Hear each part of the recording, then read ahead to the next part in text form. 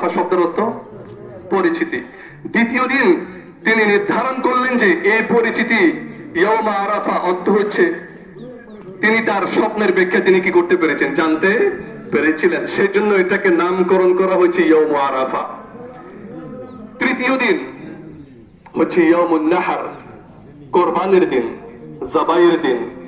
তৃতীয় দিন 10 জিলহজ, হযরত ইব্রাহিম আলাইহিস সালাম তার পুত্রকে নিয়ে, ইসমাঈল আলাইহিস সালামকে নিয়ে যখন জবাই করতে গেলেন, ফালাম্মা আসলামা ওয়া তাল্লাহু লিল জাবিন, দুইজন যখন সমর্পণ করলেন, আত্মসমর্পণ করলেন, দুইজন যখন নিজেদেরকে সঁপে দিতে প্রস্তুত হলেন, দুইজন যখন কোরবানি দিতে এবং কোরবানি নিতে প্রস্তুত হলেন, ফানাদাইনাহু ওয়া নাদাইনাহু ইয়া ইব্রাহিম, আল্লাহ বলছেন যে ইব্রাহিম, তুমি তো তোমার প্রেমের পরীক্ষা পাশ করেছো, তুমি তোমার ত্যাগের পরীক্ষা পাশ করেছো, তুমি তোমার নিষ্ঠার পরীক্ষা পাশ করেছো, তুমি তোমার ধৈর্যের পরীক্ষা পাশ করেছো, তুমি তোমার বিসর্জনের পরীক্ষা তুমি পাশ করেছো।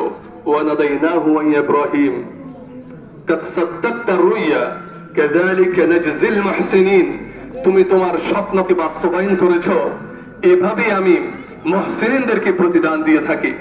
সম্মানিত উপস্থিতি, তাহলে প্রথম ছিল পরীক্ষা, প্রথম ছিল কি পরীক্ষা, দ্বিতীয়বার ছিল কি ফলাফল, কাদ সাদ্দাকতা রুইয়া, তুমি তোমার সত্য, তুমি তোমার স্বপ্নকে বাস্তবায়ন করেছো, এবং তুমি ওয়া নাদাইনাহু ইয়া ইব্রাহিম, তুমি তোমার প্রেমের পরীক্ষা পাশ করেছো।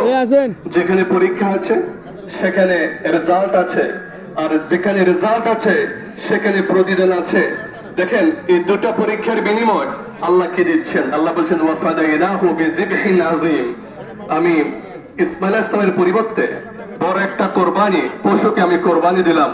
আজকে আমরা ছেলে কোরবানি দিই না, আমরা কি কোরবানি দিই, পশু কোরবানি দিই। এটা হচ্ছে প্রথম পুরস্কার।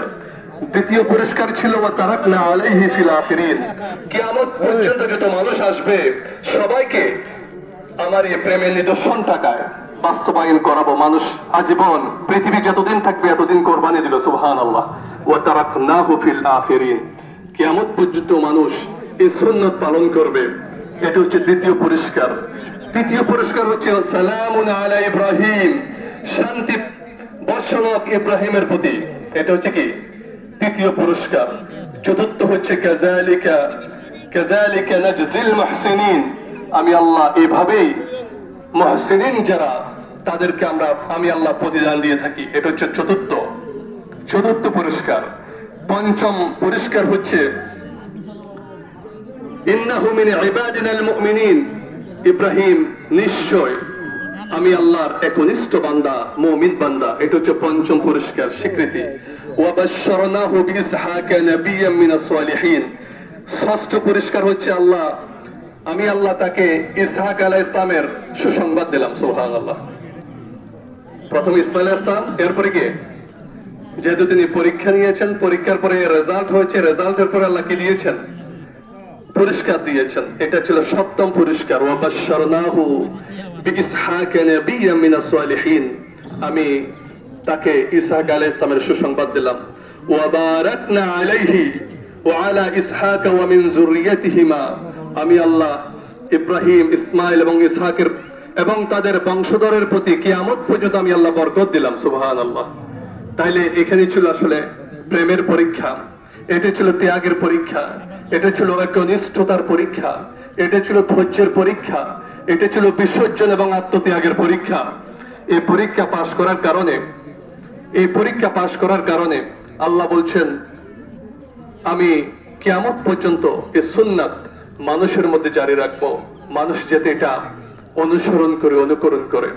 এটা ছিল the spiritual aspect of sacrifice, এটা ছিল কোরবানির আধ্যাত্মিক দিক, যেটার মাধ্যমে আমরা আত্মত্যাগ চর্চা করব, যেটার মাধ্যমে আমরা আমাদের প্রবৃত্তিকে কোনোদিন প্রাধান্য দেব না, আমরা আমাদের প্রবৃত্তির উপরে আল্লাহর অর্ডারকে আমরা প্রাধান্য দেব, নিজের নফসের উপরে। কুল ইন্না সলাতি ওয়া নুসুকি, বলুন আমার নামাজ, আমার কোরবানি, ওয়া মাহইয়ায়া ওয়া মামাতি, আমার এই জীবন, আমার এই মরণ, লিল্লাহি রাব্বিল আলামিন, সবকিছু রাহে লিল্লাহ, সুবহানাল্লাহ। এই আধ্যাত্মিক দিকটা আমরা হারিয়ে ফেলেছি। কোরবান তো বর্তমানে